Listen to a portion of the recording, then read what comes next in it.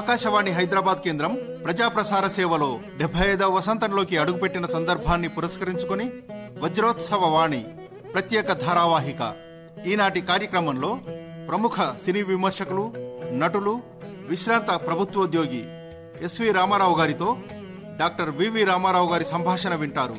నిర్వహణ ఎన్ విష్ణువర్ధన్ రెడ్డి. శ్రోతలకు నమస్కారం. ఆకాశవాణి హైదరాబాద్ కేంద్రానికి సుదీర్ఘ చరిత్రే ఉన్నది.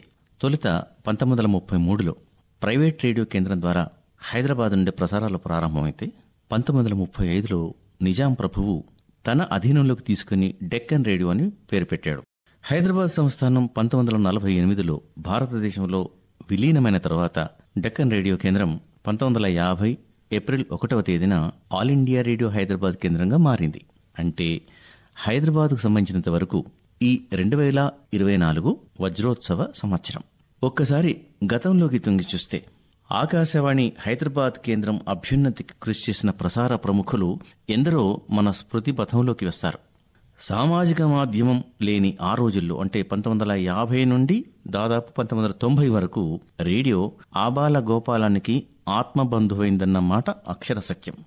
ఈ నేపథ్యంలో విభిన్న రంగాలలో తమ జీవన ప్రస్థానాన్ని సాగిస్తూ ఆకాశవాణితో అనుబంధాన్ని కలిగిన ప్రముఖులతో సంభాషించి వారి అనుభవాలు, అనుభూతులు, వైయక్తిక జీవన చిత్రాన్ని ఆవిష్కరించే దిశలో ఈరోజు ప్రముఖ సినీ విమర్శకులు, నటులు, నంది అవార్డు గ్రహీత, ఇంకా రిజిస్ట్రేషన్స్ అండ్ స్టాంప్స్ శాఖలో సబ్ రిజిస్ట్రార్గా, ఆంధ్ర ఏరియా చిట్ రిజిస్ట్రార్గా పనిచేసి ఉద్యోగ విరమణ చేసిన శ్రీ ఎస్వి రామారావు గారు ఆకాశవాణి స్టూడియోస్కు ఇచ్చేశారు.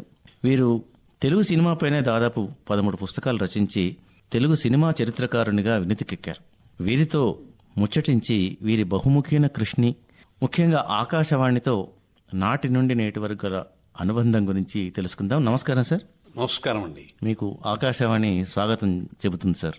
ఆకాశవాణి అనగానే ఒక తీయని జ్ఞాపకాలు ఒళ్ళంతా ఒకసారి పులకరిస్తుందండి. నా జీవితంలో అదృష్టం ఏమిటంటే బందా కనకలింగేశ్వరరావు, నండూరు రామ్మోహన్ రావు, సి సుబ్బారావు గారు, సీతాలత, ఆవేటి పూర్ణిమ గారు, ఇటువంటి మహామహులందరితో కూడా ఆకాశవాణిలో పాల్గొన్నటువంటి అదృష్టం అంటే ఆంధ్రాకి సంబంధించినంత వరకు. ఈ హైదరాబాద్ రేడియో అంటే నేను సబ్ రిజిస్ట్రార్గా 98లో పదవి విరమణ చేసిన తర్వాత హైదరాబాద్ వచ్చిన తర్వాత రేడియోతో బంధం దగ్గరైందండి. నేను రాసినటువంటి నాటకాలని రేడియోలో ప్రసారం చేయటం, ఆ తర్వాత శ్రీశ్రీ గారి గురించి, దేవులపల్లి గారు, ఆత్రేయ గారు, ఘంటసాల గారు వాళ్ళ వర్ధంతులకి విశేషంగా కార్యక్రమాలు చేశానండి హైదరాబాద్ రేడియో కేంద్రంలో. అలాగే సౌందర్య లహరి అని చెప్పేసి ఒక 13 వారాల కార్యక్రమం, అంటే సినిమా పాటల్లో ఉన్న సాహితీ సౌందర్యాన్ని విశ్లేషిస్తూ ఒక కార్యక్రమం నిర్వహించానండి. అసలు ఒక విధంగా చెప్పాలంటే నా జీవితాన్ని మలుపు తిప్పిందే ఆకాశవాణి. కారణం, నేను బాలానంద సంఘంలో సభ్యుడిగా ఉండేవాడిని ఏలూరులో. 1953లో 13వ ఏట తారుమారు అనే నాటిక రాసి ఆ తర్వాత ఎన్నెన్నో నాటికలు బాలానంద సంఘంలో వేశాను. 1958వ సంవత్సరం ఉగాది రోజున, అంటే అప్పుడు నేను ఇంటర్మీడియట్ చదువుతున్నా, బాలానందం తరఫున విజయవాడలో ప్రోగ్రాం ఇచ్చామండి. ఇస్తే మా బృందం తరఫున నేను రాసినటువంటి స్టంటు శాస్త్రి అనే నాటిక వేశాం. దానికి ముఖ్య అతిథిగా కార్యక్రమానికి టంగుటూరు సూర్యకుమార్ గారు విచ్చేశారు. విచ్చేసి ఆవిడ విజిటర్స్ బుక్ లో ఈనాటి కార్యక్రమాలన్నీ బాగున్నాయి, ప్రత్యేకించి ఏలూరు బృందం చేసినటువంటి స్టంటు శాస్త్రి, అందులో ప్రత్యేకించి ఫలానా పాత్ర వేసిన ఎస్వి రామారావు చక్కగా నటించారు అని చెప్పేసి విజిటర్స్ బుక్ లో రికార్డు రాశారండి.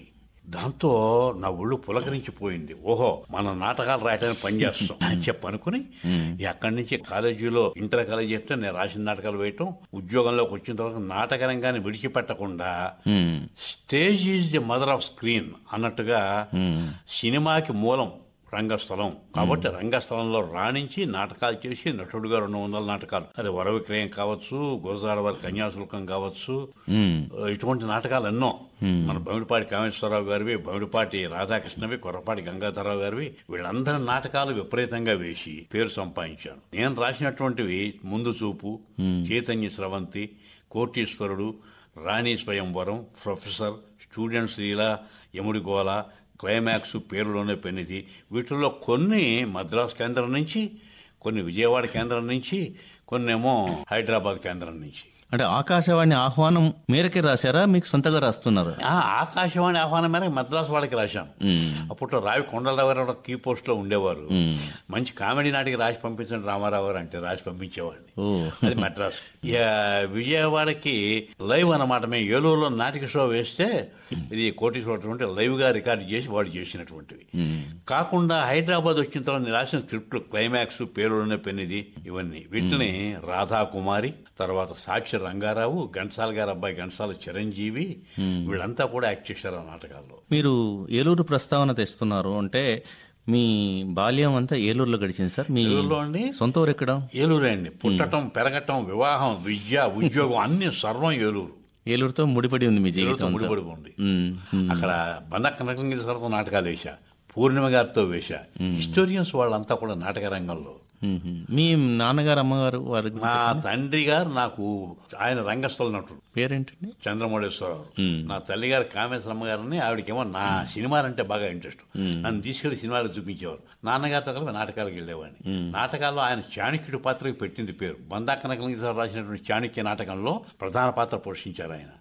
ఆ తర్వాత యుగంధరుడు బాగా వేసేవారు. అందులో ఢిల్లీ సుల్తాన్ పట్టుకుపోతాను అని చెప్పి ఆయన అరుస్తుంటే మేమో కుర్రాళ్ళుగా పక్కన వెనకాల డాన్స్ చేసేవాళ్ళం. ఆయన వెనకాల అల్లరి చేసే. మరి మీ నాన్నగారు మీలోని అభిరుచిని గమనించారా? బాగా ఎంకరేజ్ చేశాడు. ఆయనతో కలిపి వరవిక్రియ నాటకంలో ఆయన తండ్రి పురుషోత్తమరావు కొడుకు క్యారెక్టర్ నేను చేశా. నిజ జీవితంలో తండ్రి కొడుకులు, రంగస్థలంలో తండ్రి కొడుకులుగా చేసి. అప్పుడు మీ వయసు ఎంత ఉంటుంది? అప్పుడు నాకు 18 ఏళ్ళు. మరి చదువు పట్ల శ్రద్ధ వహించారు? చదువు సెక్షన్. ఉద్యోగం చేసిన చదువు అయినా 10 to 5 చదువు, 10 to 5 ఉద్యోగం. మిగతా టైం అంతా కూడా నాటకాలు చూడటం, వేయటం, సినిమాలు చూడటం. ఈ అభిరుచి అంతా కళల వైపు పెంచుకున్న జీవితం అంతా కూడా. అంటే మా పెదనాన్నగారు కొడాలి వెంకట సుబ్బారావుని హంపి శాతం రాసిన గొప్ప రచయిత అండి. మరి ఆయన్ని నేను బాగా అభిమానించేవాడిని. నేను చూడలే. నేను పుట్టడానికి 5 ఏళ్ల ముందే 10 ఏళ్ల ముందే పోయారు ఆయన. అయితేనే ఆ అంశ ఏది బీజాలు అంటాను చూడండి, అలాగా ఆ రచన ఇవి అన్నీ కూడా. మరి వాళ్ళెవరికి లేదు సినిమా ఇది. నాకు వచ్చిన సినిమా ఇది. మరి మీకు చిన్నతనంలో నాన్నగారితో పాటు స్కూల్లో గానీ కాలేజీలో గానీ ఎవరు ప్రోత్సహించారు మీ అభిరుచిని? అబ్బో చాలా మంది అండి. పోతుకూచి రామజోగిని అడ్వకేట్ ఉండేవాడు, దుగ్గరాజు సత్యనారాయణ మాస్టర్, పుల్లాపటి శ్రీరామూర్తి గారు మాస్టర్. వీళ్ళంతా కాలేజీలో జి సత్యనారాయణమూర్తి గారు, నల్లాన్ చక్రవర్తుల పట్టాభిరామాచార్యులు. వీళ్ళంతా కూడా కాలేజీ కల్చరల్ వీక్స్ లో 5 రోజులు 4 రోజుల్లో 6 నాటకాలు జరిగితే 6 నాటకాల్లో 4 నాటకాల్లో నేను కీ రోల్ ప్లే చేసేవాడిని. మీ స్నేహితులు ఉన్నారా కాలేజీలో? అప్పుడు కృష్ణ, మురళీమోహన్ నటుడు, hero Krishna, hero Muralimohan, producer Kranthi Kumar. వీళ్ళంతా కూడా నా బ్యాచ్మేట్స్. మన సభలో మురళీమోహన్ అంటున్నాడు, ఆ రోజుల్లో రామారావు గారి హీరో, మేము జీరోలో.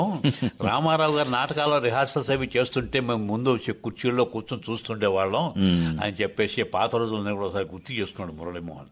మరి చాలా మంది నటులు ఉన్నవాళ్ళు రచన వైపు ఎక్కువగా రారు సాధారణంగా. అంటే రచన చేసే ప్రతిభ ఉన్నప్పటికీ కూడా వివిధ కారణాల వల్ల రచన వైపు మొగ్గు చూపారు. మరి మీరు తారుమారు నాటకం రాశారన్నారు చిన్న వయసులోనే, 13వ ఏట. నటనను దానికి ఇన్స్పిరేషన్ డివి నరసరాజు అండి. చేతులైతే నమస్కారం తలుచుకోవాలి ఆయన్ని. ఎందుకంటే అక్టోబర్ 1వ తేదీ రాత్రి ఆంధ్ర రాష్ట్రం వచ్చింది. ఆ రోజు రాత్రి ఎవరో కుర్రాడు కొందరు డివి నరసరాజు గారిది అంతర్వాణి అని నాటికేశారు. బ్రహ్మాండంగా ఉంది. వెంటనే రాత్రి 2 కుర్రాన్ని పూజ చేసి, ఒరే మనం రేపు రాత్రి వేద్దామని ఆర్గనైజేషన్కి, ఏం సార్ రేపు రాత్రి మేము వేస్తామంటే నాటికి ఇవ్వండి సార్, అవకాశం అంటే సరే అన్నారు. అప్పుడు 5th ఫారం చదువుతున్నా. రాత్రి పావుగంట నాటికి రాసి మరుసటి రోజు పొద్దున్న రిహార్సల్ చేసి మరుసటి రోజు రాత్రి వేస్తే ఓ కంసాలి ప్రముఖుడు వెండి మెడల్ నాకు బహుమతిగా ఇచ్చాడు. సినిమా చూడటం కోసం డబ్బులు లేక వెండి మెడల్ని అమ్ముకుని సినిమా చూసా. అంటే సినిమాలు అంటే అంత క్రేజ్ అన్నమాట. ప్రతి సినిమా చూసేవాళ్ళు ఇన్స్ట్రుమెంట్స్ తప్పకుండా. ఏలూరులో ఇప్పటికీ ఆ మెడల్ లేదా ఫస్ట్ మెడల్ లేకపోయింది అని బాధ ఉందండి మనసులో. ఆ తర్వాత కొన్ని 100 మెడల్స్, 1000 సత్కారాలు, సన్మానాలు, ఎన్నెన్నో మెమెంటలు ఉన్నాయి. కానీ ఫస్ట్ లేకపోయింది చూడండి, సినిమా కోసం అమ్ముకున్నానే అంటే ఆనాటి పరిస్థితి అది. మరి మీరు అన్ని ప్రదర్శన చేసిన తర్వాత సినిమా రంగంలో నటునిగా ఎందుకు కొనసాగలేకపోయారు? అవకాశాలు రాలేదంటారా? సరదాగా అంటే నా మెయిన్ కాన్సన్ట్రేషన్ ఉద్యోగం, ఫ్యామిలీ అండి. నటుడిగా 15 సినిమాలు అంటే లోపల ఉద్యోగం చేయాలని కాంక్ష ఉండే. ఉద్యోగం అది అన్నం పెడుతుంది. ఈ నాటకాలు, సినిమాలు ఇవన్నీ టిఫిన్. దాసరి నారాయణరావు గారి దగ్గర, కోడి రామకృష్ణ గారి దగ్గర గోస్ట్ రైటర్ గా చేశాను. అది చేసినప్పుడు వాడు ఎందుకయ్యా ఉద్యోగం, సుబ్రహ్మణ్యం మా దగ్గర ఉండనేవాళ్ళు. ఉద్యోగం మానేసి వచ్చి ఎక్కే గడప దిగే గడప డిజాస్టర్ అయిపోయి నిరాశపడి బాధలు పడ్డవాళ్ళు 90 మంది అయితే బాగుపడ్డవాళ్ళు 10 మంది. నేను రిస్క్ చేయాలి, 90 మందిలోకి వెళ్ళటమా 10 మందిలోకి వెళ్ళటమా అనేది. ఎందుకు వచ్చింది రిస్క్? ఉద్యోగం హైగా ఉంది, అయ్యా మీకు కావాలి 2 నెలలు సెలవు పెడతా, నెల సెలవు పెడతా, 6 నెలలు సెలవు పెడతా అంటూనే 15 సినిమాల్లో యాక్ట్ చేశాను, 6 సినిమాలకి స్క్రిప్ట్లు రాశాను. ఈ 15 సినిమాల్లో కూడా సరదాగా ఒక తడవ కోటి రామకృష్ణ గారికి అర్థమించిన దానికి స్క్రీన్ ప్లే ఇచ్చా. ఆయన స్టోరీ చెప్తుంటే ఆగండి ఈ వేషం మీరు వేయకూడదా అన్నాడు. వేస్తా సార్ అన్న. అలాగే జంజాల ఫ్రెండ్ సరదాగా వేషం ఉన్నాడు. అలాగే దాసరి నారాయణరావు గారు ఆయన ఏమన్నాడు అంటే ఉద్యోగాన్ని మీరు ప్రధానంగా ఎంచుకొని సినిమాను హాబీగా తీసుకున్నారు. అది అందుకనే నేను రిటైర్ అయిపోయి 98 అక్కడికి వచ్చిన తర్వాత ఫుల్ టైం ఆర్టిస్టిక్ లైఫ్. 13 పుస్తకాలు రాశా, 7-8 మంది జీవిత చరిత్రలకి సహకారం అందించా, ఒక 200-300 టీవీ ఉపన్యాసాలు చెప్పా, 1000 టీవీ కార్యక్రమాలు చేసే సినిమాలకు సంబంధించి. 1998 తర్వాత మీరు విజృంభించారు ఒక విధంగా. విజృంభించిన కదండి, సెకండ్ లైఫ్ అంటాను చూడండి. అవును. నన్ను అడిగితే ఒక మనిషి ఒక జీవితంలో 3 జీవితాలు జీవించవచ్చు. ఒకటి నా ఫ్యామిలీ లైఫ్ ఒకటి, ఉద్యోగ లైఫ్ ఒకటి, కల్చరల్ లైఫ్ ఒకటి. ఈ కల్చరల్ నంది నాటకాలు అందుకున్నాను, నంది అవార్డు కమిటీలో మెంబర్గా ఉన్నాను, the prestigious 1 lakh Ramineni award as film journalist అందుకున్నాను 2020. నంది పురస్కారం దేనికి వచ్చిందండి? నేను రాసినటువంటి తెలుగు తెర అనే పుస్తకానికి 99లోను 2007లో నాటినోటి ఒక చిత్రాలు అనే పుస్తకానికి వచ్చింది. పోతే నంది సినిమా, నాటకం, టీవీ అవార్డ్స్ కమిటీలో మెంబర్గా చేశా. ఓకే, మరి ఇంత సాంస్కృతిక జీవితం మీద మిమ్మల్ని ఎక్కువ ఎవరు ప్రభావితం చేసిండ్రు? Akkineni Nageswararao A to Z అన్క్వశ్చనబుల్లీ. ఎలా పరిచయం అయ్యారు వారికి? మీకు చిన్నతనంలో పరిచయం? చిన్నప్పుడే బాలరావు సినిమా చూసి ఫ్యాన్ అయ్యేది 9వ ఏట. దేవదాస్ అప్పుడు ప్రత్యక్షంగా చూసా. ఆ తర్వాత ఉత్తరాలు, ఏమండి ఈ సినిమా బాగుంది, ఈ సినిమాలో ఇది లేదు అని రాస్తుంటే అక్కడి నుంచి బాగా దగ్గరయ్యా. వారికి ఉత్తరాలు రాసేవారా? చదివేవారు? ఆయన ఫోటో కూడా పంపించాడు, ఫోటోలు పంపించిన దగ్గర ఉన్నాయి. ఇప్పుడు పోతే ఆయన అత్తగారి ఊరు మా ఏలూరు దగ్గర ఎందులూరు.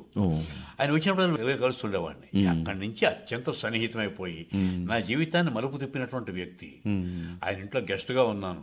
అమెరికాలో తానా వాళ్ళు 2012లో ఆయన జీవితం మీద జీవిత సాఫల్య పురస్కారం ఇస్తూ మీ జీవితం మీద ఒక డాక్యుమెంటరీ కావాలండి అంటే ఆ బాధ్యతను ఎస్వి రామారావుకి అప్పచెప్పండి అన్నారు. వాడు నా చేత డాక్యుమెంటరీ తీయించారు, అమెరికా తీసుకెళ్లారు, తానా సభలకి వేశారు. ఆ తర్వాత వాళ్ళ పేరు మీదుగానే ది గ్రేట్ డైరెక్టర్స్ అనే ఒక పుస్తకం మళ్ళీ దానికి ఆహ్వానించారు. ఇవన్నీ కూడా నాగేశ్వరరావు ద్వారా దాసరి నారాయణరావు పరిచయం, దాసరి నారాయణ ద్వారా కేవీ రామకృష్ణ పరిచయం, నాగేశ్వరరావు ద్వారా తర్వాత నారాయణ రెడ్డి గారు, గుమ్మడి వెంకటేశ్వరరావు. ఈ సర్కిల్ అంతా కూడా నాగేశ్వరరావు ప్రొడ్యూసర్స్ ఫ్రెండ్స్ అంతా కూడా నాకు ఆటోమేటిక్ గా ఫ్రెండ్స్ అయిపోయారు. హైదరాబాద్ వచ్చిన తర్వాత ఏమంటే ఎల్లుండి నాగేశ్వరరావు సత్కారం చేస్తున్నాం, మీరు వచ్చి మాట్లాడాలి, ఏమండి నాగేశ్వరరావుకి ఈ ప్రోగ్రాం పెడుతున్నాం, మీరు వచ్చి మాట్లాడాలి. ఒక విధంగా జీవితంతో మీరు మమేకమయ్యారు నాగేశ్వరరావుతో. ఇప్పటికీ నేను పొద్దున్న తలుచుకుంటే లేచేది ఆయన పేరే తలుచుకుంటాను.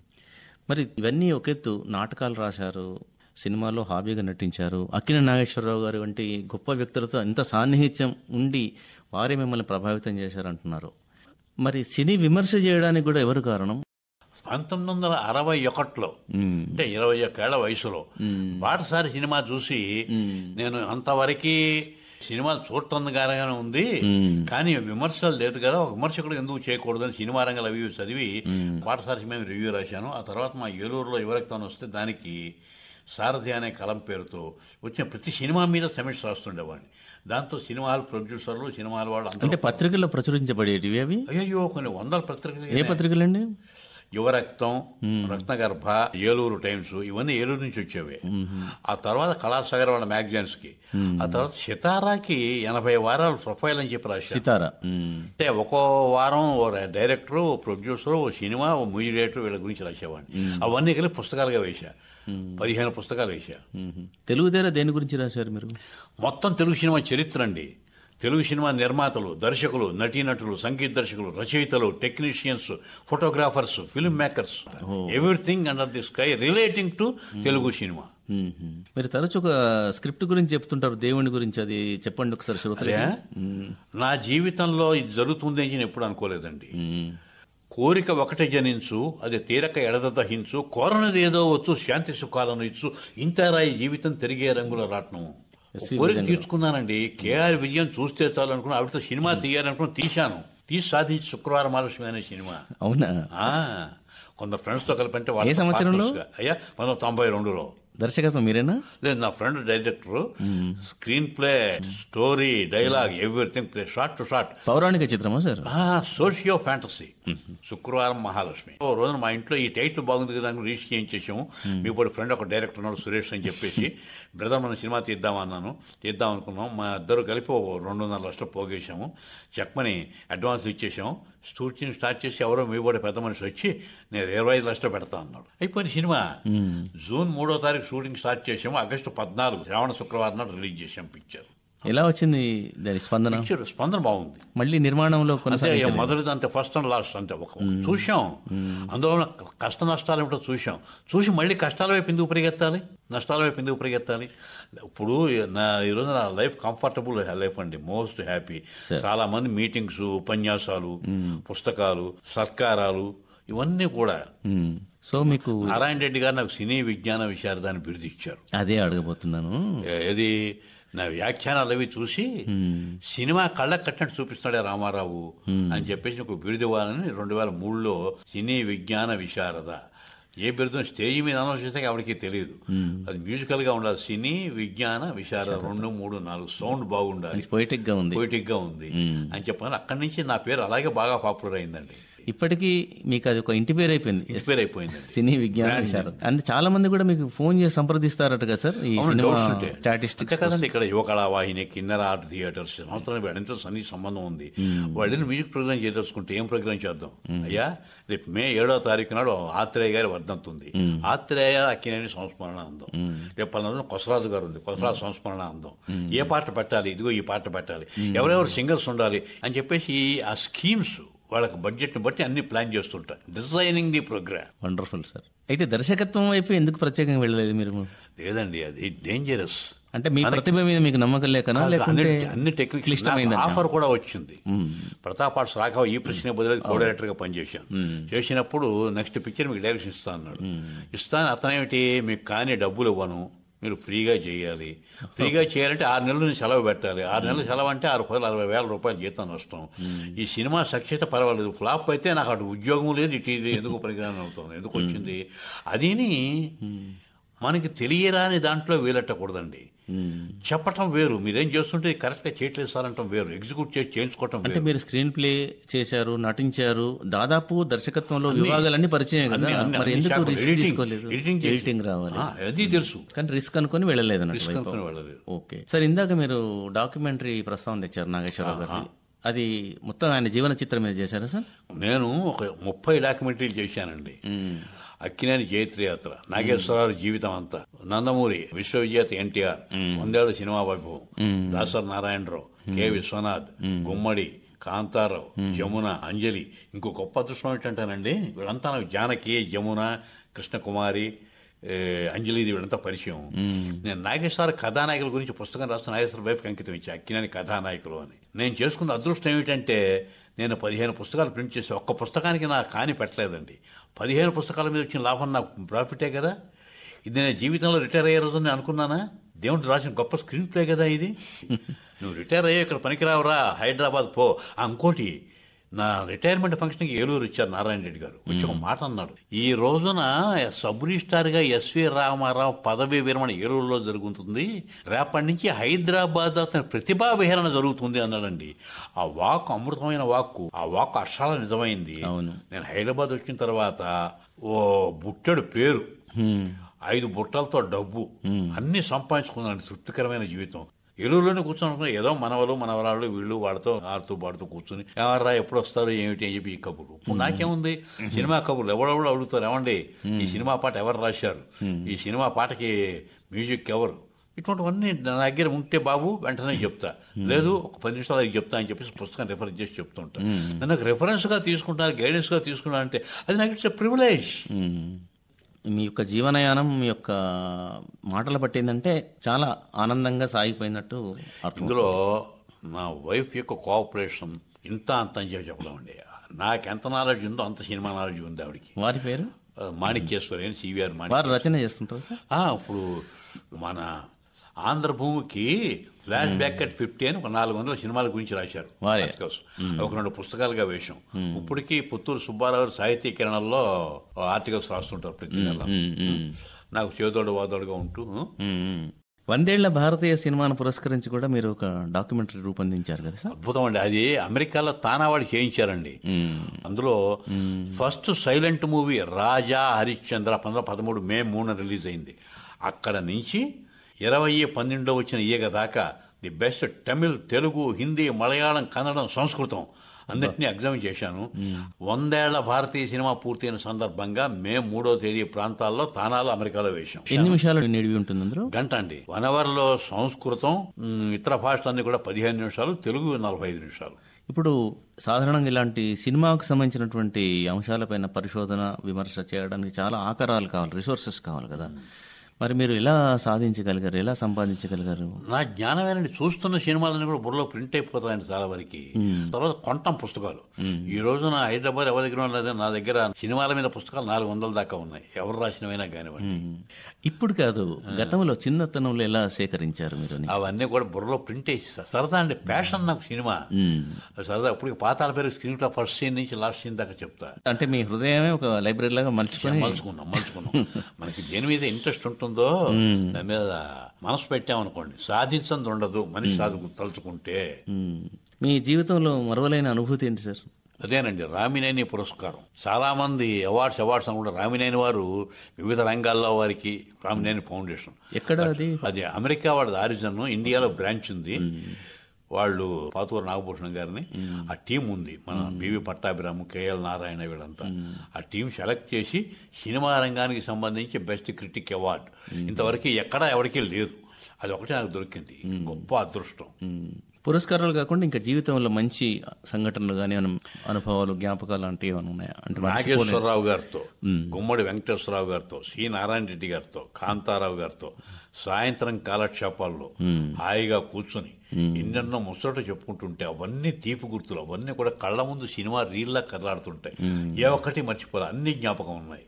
మీలాంటి మిత్రులు ఎవరైనా వచ్చారనుకోండి, వాళ్ళతో పంచుకుంటాం ఇవి. అంతేకాదు మీటింగ్లో చెప్పుకోవడానికి అవకాశం ఉంటుంది. ఇప్పుడు అర్ధాంగిలో గుమ్మడేమో శాంతకుమార్ కంటే చాలా చిన్నవాడు, ఈ బుడ్డోడో నా మొగుడు అని చెప్పింది, నవ్వుకున్నారు. అది సినిమా అయిపోయిన తర్వాత పుల్లయ్య గారు డైరెక్ట్ అడిగట, ఆ బుడ్డోడనో ఎంత అద్దరు కొట్టాడో చూసావా? ఇటువంటి నేను మీటింగ్లో చెప్పుకుందాం అనుకోండి, జనం ఎంజాయ్ చేస్తారు కదా, చాలా ఆసక్తిగా ఉంటుంది, సంతోషపడతారు. అలాగే ఒక పాట ఎంత కష్టపడ్డారు. ఈనాటి ఈ హాయి కల కాదో నిజమో జయసింహ పాటకి 17 ట్యూన్లు చేశాడు టీవీ రాజు. ఇది నాకు అక్కడ అసిస్టెంట్ గా పనిచేసిన సత్యం చెప్పాడు. ఆ పాట ఎవడైనా పాడే ముందు నేను పాడమని చెప్పాను అనుకోండి, జనం ఎంజాయ్ చేస్తారు కదా. ఇలాగ ఇటువంటి పాటలకు సంబంధించి కానీ అన్ని నిక్షిప్తమైపోయినవి ఆ సందర్భానికి మళ్ళీ ఒక శకంలో ఆ అంశం పూర్తి కావాలి. అవును, పాట పాడటానికి డిస్టర్బెన్స్ కాకూడదు నా వాక్యం. అదొక ఆర్ట్. ఇప్పుడు యువతకు అంటే మీరు సుదీర్ఘమైనటువంటి సాహితీ జీవన ప్రస్థానం, నట జీవన ప్రస్థానం ఉంది కదా, ఈ రోజుల్లో వర్ధమాన యువ రచయితలు వాళ్లకు ఆసక్తి ఉంటుంది, ఏదో చేయాలనే ఒక తపన ఉంటుంది. వారికి మీరు ఇచ్చేటువంటి సలహా కానీ లేకుంటే మార్గదర్శనం కానీ చెప్పండి. సాధన, ఓపిక, పట్టుదల. నా పేరు బికారి, నా దారి ఎడారి, ఏ నాటికి ఈ గరీబు కాపవోడు నవాబు, అంతవరకు నేను ఒక నిరంతర సంచారి. 1969లో నేను కథ రాస్తే 10 మంది నిర్మాతలు తీద్దాం అనుకున్నాను, ఇంక్లూడింగ్ కేవీ రెడ్డి గారు. 10వ వాడు తీసాడు 79లో. 10 ఏళ్లు పట్టింది అది సినిమాగా రావడానికి. 10 ఏళ్లు నిరీక్షించాడు. ఏ సినిమా అండి? త్రిలోక సుందరి, మోహన్ బాబు మాంత్రికుడు. విఠలాచార్య గారు? కాదు, సంగీతం శ్రీనివాసరావు. అంచేత నా జీవితంలో నేను కావాలి అనుకున్నవన్నీ ఇంచుమించు ఓపికతో, సంయమనంతో, చిత్తశుద్ధితో, త్రికరణ శుద్ధిగా కృషి చేసి సాధించుకున్నాను. అంటే నేను ఇందాకే చెప్పాను, ఒక జీవితంలో 3 జీవితాలు. నాటక రంగంలో బ్రహ్మాండమైన హైట్స్ చేరాను, సినిమా రంగంలో తృప్తికరమైన హైట్స్ చేశాను, కల్చరల్ గా అంతులేనటువంటి ఆనందం ఇచ్చింది. మీ మాటను ఆశావక దృక్పథం, పాజిటివ్ యాటిట్యూడ్. అవును, సాధనమున పనులు సమకూరు ధరలోన అన్న వేమన వాక్యాలు మీరు చెప్పారు. ఇప్పుడు ప్రతిరోజు కూడా ఆశావాదంతో ఉండు. ఏ రోజు ఎవరు పరిచయం అవుతారు, ఏ పరిచయాలు ఎక్కడికి నేను తీసుకెళ్తాయో తెలియదు. డోంట్ కామెంట్, ఎవరిని విమర్శించక. చాలా సంతోషం ఎస్వి రామారావు గారు. అసలు ఎస్వి అంటే మాకు యశస్వి అన్నట్టు వినిపిస్తుంది. మరి నిజంగా మీరు త్రిపథగాములు అంటే నాటక రంగంలో, తర్వాత రచనా రంగంలో, ఇంకా సాంస్కృతిక రంగంలో 3 రంగాల్లో పైకెళ్ళి ఒక తృప్తికరమైన జీవితాన్ని మీరు అనుభవించడం అనేది చాలా సంతోషం SV Ramarao garu. Thank you so much. వజ్రోత్సవాల సందర్భంగా ఆకాశవాణి హైదరాబాద్ కేంద్రం శ్రోతలందరికీ మరోసారి నమస్కారం. ధన్యవాదాలు. ధన్యవాదాలండి. మీరింతవరకు ఆకాశవాణి హైదరాబాద్ కేంద్రం ప్రజాప్రసార సేవలో 75వ వసంతంలోకి అడుగుపెట్టిన సందర్భాన్ని పురస్కరించుకుని వజ్రోత్సవ వాణి ప్రత్యేక ధారావాహిక ఈనాటి కార్యక్రమంలో ప్రముఖ సినీ విమర్శకులు, నటులు, విశ్రాంత ప్రభుత్వోద్యోగి ఎస్వి రామారావు గారితో డాక్టర్ వివి రామారావు గారి సంభాషణ విన్నారు. నిర్వహణ ఎన్ విష్ణువర్ధన్ రెడ్డి. ఈ కార్యక్రమం ఆకాశవాణి హైదరాబాద్ కేంద్ర సమర్పణ.